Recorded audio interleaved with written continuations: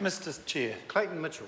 Thank you, Mr. Chair. I have to say I had to rush through a bit of dinner because I wasn't expecting the last bill to go through quite so quickly. It was only a couple of speakers. It was about 30 minutes, sir. So anyway, I've rushed back and got all my notes and I think I'm ready to go. And good news, sir, we will be supporting this bill through this Committee of the Whole House stage.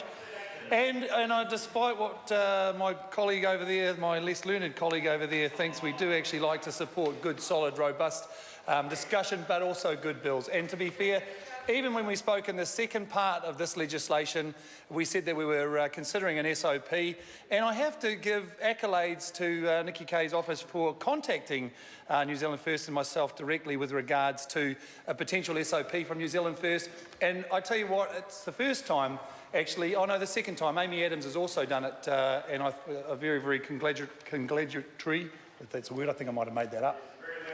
It's a good thing, actually, and so I actually replied with a no, we won't be putting an SOP in, but we will be supporting Claire Curran's SOP, and we did have some discussion around section 19 in regards to the timing of things and that information that's going to be coming out.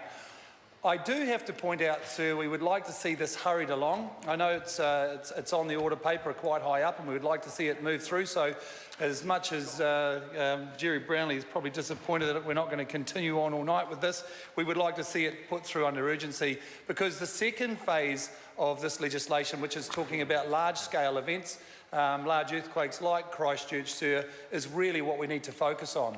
And as climate is changing around the planet, we are certainly seeing a lot more small-scale localised events and floods and slips and slides and all the other things that create all these problems. So anything that we can do to expedite that through to make sure that we are well prepared for those weather conditions and those civil defence emergencies, the better. So, Mr. Chair, we would certainly like to see the timeframes of this from, I think it's 180 days after receiving the royal assent. Potentially that could be expedited by the Minister, and if there's any reason that the Minister would like to say that the reason why they're bringing it out to 180 days after the royal assent is achieved to actually bring this into force.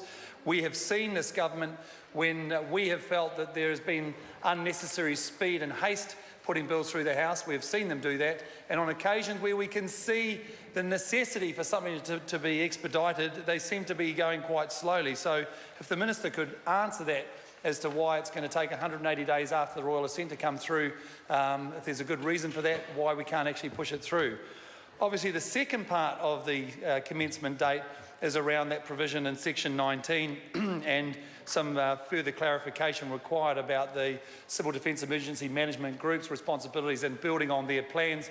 And I know the Minister has got plenty of experience with civil defence emergencies because he's been heavily involved with that down there in Christchurch. Some may beg to question whether that he has or not, but sir, I believe he's probably been working down there day in, day out.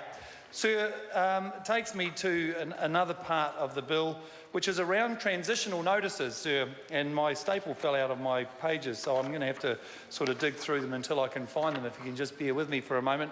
But the transitional notices, sir, are a good thing, and the National Civil Transitional Notice for the 90 days, giving the provisions for the Minister to extend that quite simply, and also to add to that to make sure that they can actually shorten them if required, if the clean up and that gets resolved quickly, then of course the Minister has the right to actually cease the Civil Defence Transitional Notice period.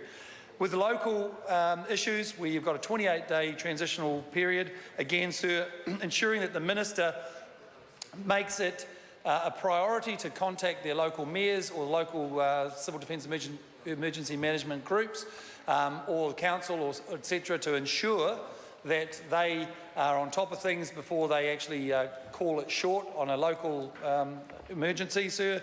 We see it as quite a good provision, and all in all, sir, we certainly will be supporting this through. As I say, our big issue is making sure that this is transferred through this House rapidly and implemented as quickly as practicably possible. We haven't heard anything in the way of negativity towards this, and New Zealand First would be certainly supporting positive, good legislation that helps our communities rebuild in time of need.